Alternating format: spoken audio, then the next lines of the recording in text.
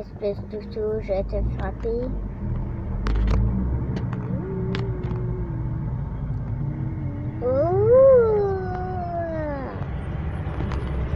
Ah, c'est bien. On va rentrer à la maison. Je veux rentrer à la maison. C'est là qu'on s'en va, cacahuète. Tu arrêtes, papa, s'il te plaît. Cacahuète. C'est toi la cacahuète. Sinon, je vais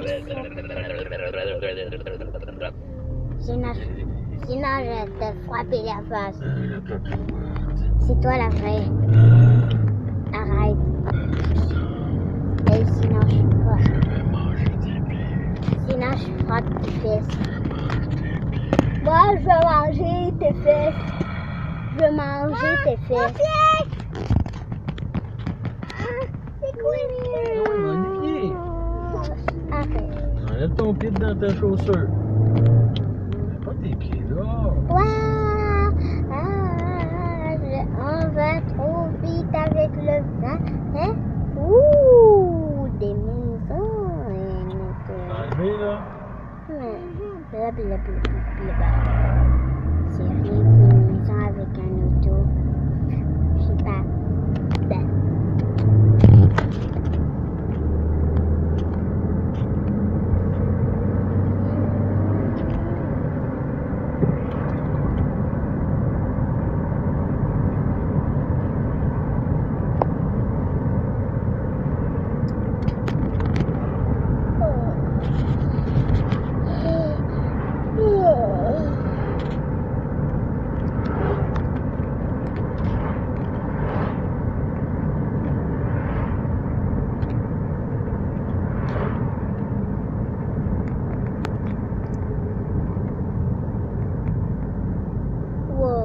Je pense qu'il y a ça fait deux parcours qu'on s'en vient. Il y a beaucoup d'autos. Ah, je sais. Par ailleurs, il y avait beaucoup d'autos. C'était pas gentil. Je peux revoir.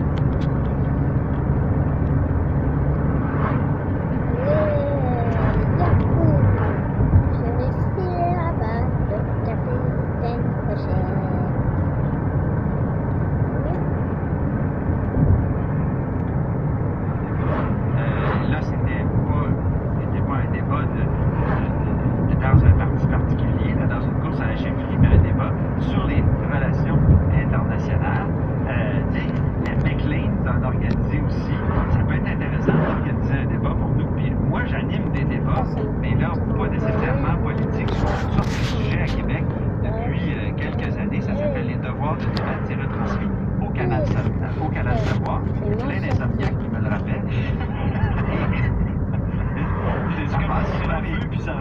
J'en entends beaucoup parler quand même. Ah oui? OK. Oui. On va parler même Toutes sortes de sujets bien intéressants. OK, c'est bon. Non, c'est vrai. Il y a toujours beaucoup de monde qui se présente. Je pense que c'est aussi le rôle et la mission d'un journal comme le nôtre. Là, déjà, on a une page idée qui est assez animée et c'est important de la faire vivre dans des débats comme ceux-là. Et l'autre sujet, c'est la CAQ qui a dénoncé le Parti libéral concernant les chiffres sur l'emploi. Ah, les chiffres de l'emploi. Ça, c'est comme une dingue, là. À chaque mois, on a des nouveaux chiffres de l'emploi. Ça varie. Puis là, t'as des partis qui essaient d'en tirer parti, excuse-moi de la redondance. Mais là, c'est certain que les derniers chiffres d'emploi ne sont pas à l'avantage du gouvernement parce qu'il y a une perte nette de 11 200 emplois en juin, alors que l'été avait été plutôt bon. C'est un contraste assez important. Alors, il y avait une création d'emplois de 21 600 emplois au Québec. Ce qui est paradoxal,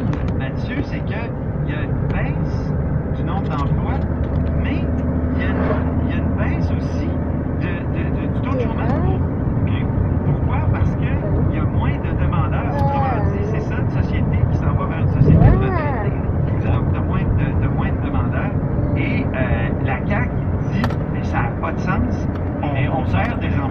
Ça peut être aussi une société découragée. Ben, exactement. Oui, oui. Effectivement, t'as raison, Hélène. Puis en plus, on s'entend-tu que comme indicateur économique, le taux de chômage, là, s'il y a un indicateur qui n'est pas le plus fiable, c'est celui-là.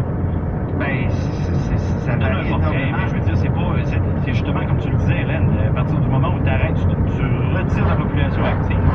T'es même plus les chiffres.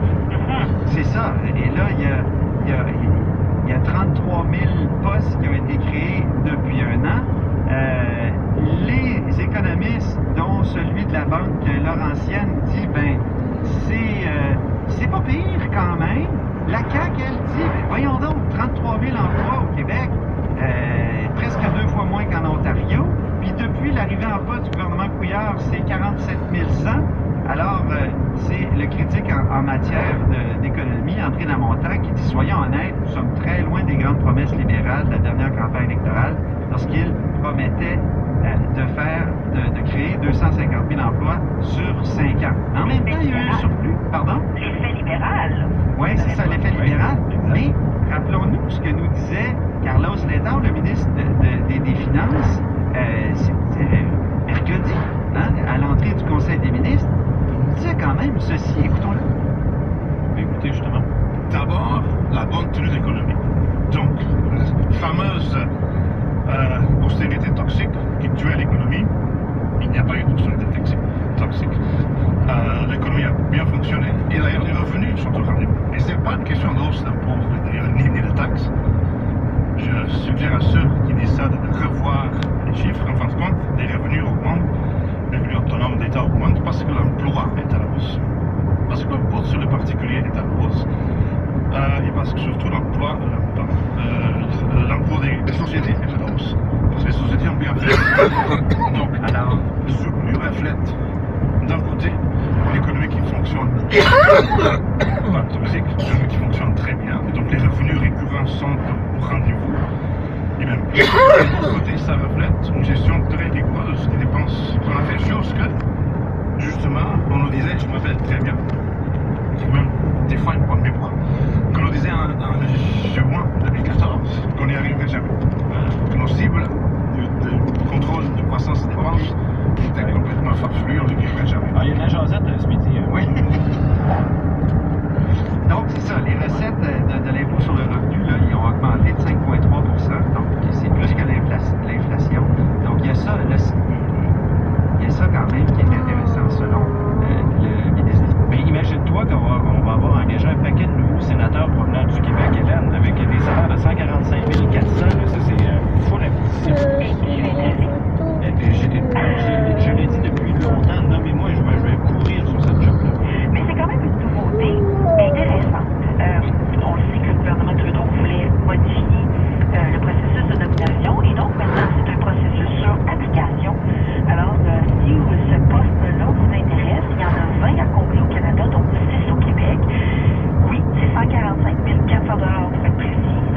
Vous présentez votre candidature avec 3 lettres d'appui, votre CV. Il faut que vous remplissiez évidemment les critères d'éligibilité. Par exemple, il faut que vous contribuiez à représenter la diversité canadienne, le niveau d'intégrité, non partisanerie. C'est assez simpliste, hein, parce que je passe au travers du questionnaire au complet, puis parce qu'on va soumettre un candidat, nous autres, tout à l'heure, on a statué en équipe qui on allait soumettre. OK. Puis on va le passer en entrevue tout à l'heure d'ailleurs, voir s'il accepte d'emblée, puis on a même des témoignages des c'est pas qui encore, mais on a quelqu'un qui va être notre candidat, c'est assez simple quand même. Mais c'est farfelu ou pas farfelu? C'est ça, je te laisse le soin de décider tantôt. mais c'est sûr qu'il y a sûrement des gens qui vont exploiter ce système-là, ce processus-là pour se moquer. Je m'attends à ce que peut-être Badaboum dépose sa candidature, mais il y a quand même des gens très sérieux qui vont faire le processus, des gens qui vont peut-être nous permettre aussi de sortir du cercle des usual suspects politiques, là, les amis des amis, de « Ah oui, lui a déjà été dans telle partie au niveau provincial, etc. » Ce qui a beaucoup caractérisé le monde sénatorial. Là, peut-être que ça va permettre de vraiment ouvrir les portes et d'avoir des candidatures auxquelles on n'a pas pensé absolument pas du tout et qui pourraient être, par ailleurs, très intéressantes. En terminant, on va se parler des postes. Qu'est-ce qui arrive là finalement? Le lockout, on avait parlé de lundi, négociation, d'autres propositions qui sont tombées. On en est où? Là, Ben là, le syndicat dit pourquoi est-ce qu'on prendrait pas un 30 jours de pause pour calmer un peu le jeu, 30 jours pendant lesquels on négocierait intensément, mais pendant lesquels surtout on suspendrait là, cette menace de lockout / peut-être grève. Radio-Canada, Alex, notre recherchiste, m'avait